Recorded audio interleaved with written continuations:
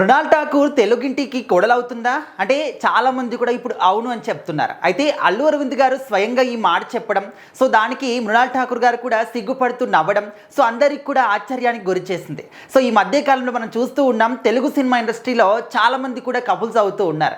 సింగిల్గా ఎవరైతే ఉన్నారో వాళ్ళందరూ కూడా పెళ్లిళ్ళు చేసుకుంటున్నారు. హీరోలు అయితే హీరోయిన్స్ని పెళ్లి చేసుకోవడం కానీ, హీరోయిన్స్ అయితే హీరోలని పెళ్లి చేసుకోవడం కానీ కొన్ని సందర్భాల్లో మనం చూస్తూ ఉన్నాం. అండ్ ఇంకొంతమంది ఏంటంటే పెళ్లి చేసుకున్న తర్వాత ఇంకా కొన్ని అనివార్య కారణాల వల్ల విడిపోతూ ఉన్నారు కూడా. కానీ చాలామంది కూడా కోరుకునేది ఏంటి, అభిమానులందరూ కూడా ఏం కోరుకుంటారంటే, అరే మన అభిమాన హీరో పెళ్లి చేసుకున్నాడు, పలానా హీరోయిన్ని పెళ్లి చేసుకున్నాడు, లేకపోతే పలానా అమ్మాయిని పెళ్లి చేసుకున్నాడు, వీళ్ళు కలకాలం కూడా హ్యాపీగా ఇదే విధంగా ఉండాలి అని చెప్పేసి వాళ్ళు కోరుకుంటారు. కానీ మనకేం తెలుసు వాళ్ళ జీవితంలో ఏం జరుగుతుంది, తెర మీద ఏం జరుగుతుంది మనం చూస్తాం, కానీ వాళ్ళ ఇంట్లో ఏం జరుగుతుంది, తెర వెనకాల ఏం జరుగుతుంది అనే విషయం పట్ల మనకైతే అవగాహన ఉండదు. సో కొన్ని అనివార్య కారణాల వల్ల విడిపోతూ ఉంటారు కూడా. అయితే ఇప్పుడు ఏంటంటే మృణాల్ ఠాకూర్ గారు మన తెలుగు సినిమా ఇండస్ట్రీలో ఎంత మంచి ముద్ర తనకంటూ క్రియేట్ చేసుకున్నారనేది మనం కళ్ళారా చూస్తూ ఉన్నాం.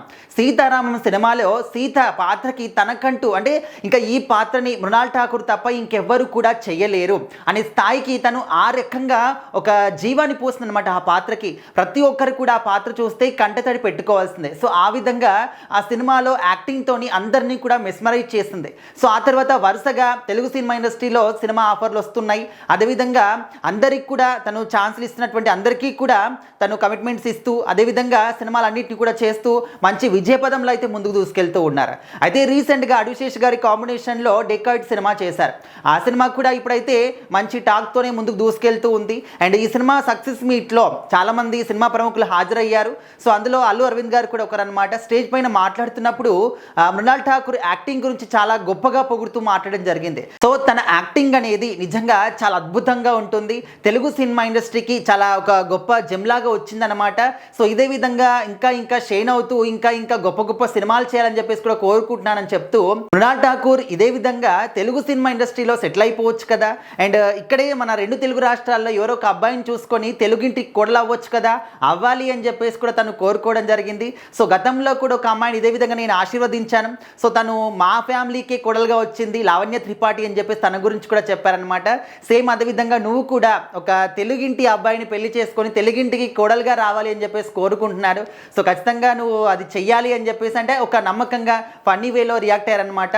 సో దానికి మృణాల్ ఠాకూర్ గారు కూడా నవ్వుతూ సిగ్గుపడ్డం సో అందరినీ కూడా ఆశ్చర్యానికి గురి చేసింది. సో ఇది చూసిన తర్వాత ఖచ్చితంగా తెలుగు అబ్బాయిని పెళ్లి చేసుకుంటుందేమో, తన ముఖంలో ఒక కళ కనిపిస్తుంది, మెరిసిపోతున్నారు అని చెప్పేసి కూడా ఫ్యాన్స్ అనుకుంటూ ఉన్నారు. సో ప్రజెంట్ చాలా మంది ఫ్యాన్స్ కూడా ఇక వీడియోని షేర్ చేస్తూ ఉన్నారు. మృణాల్ ఠాకూర్ గారికి చాలా మంది ఫ్యాన్ బేస్ ఉందని మనము తను చేసిన తక్కువ సినిమాలే అనుకుంటాం, కానీ ఆ తక్కువ సినిమాలకి చాలా గొప్ప ఫ్యాన్ ఫాలోయింగ్ అనేది తనకి ఏర్పడింది. సో చాలా మంది కూడా మృణాల్ ఠాకూర్ గారి కోసం ఎదురు చూసే వాళ్ళు ఉంటారు, తన సినిమా కోసం ఎగపడి చూసే వాళ్ళు కూడా ఉంటారనమాట. సో ఖచ్చితంగా మరి చూడాలి మృణాల్ ఠాకూర్ తెలుగు అబ్బాయిని పెళ్లి చేసుకుంటుందా, ఎవరిని పెళ్లి చేసుకుంటుంది. బట్ తెలుగు ప్రేక్షకులు అందరూ కూడా మన రెండు తెలుగు రాష్ట్రాల్లోనే సెటిల్ అవ్వాలి అని చెప్పేసి అయితే కోరుకుంటున్నారు. సో ఖచ్చితంగా వెయిట్ చేసి చూడాలి.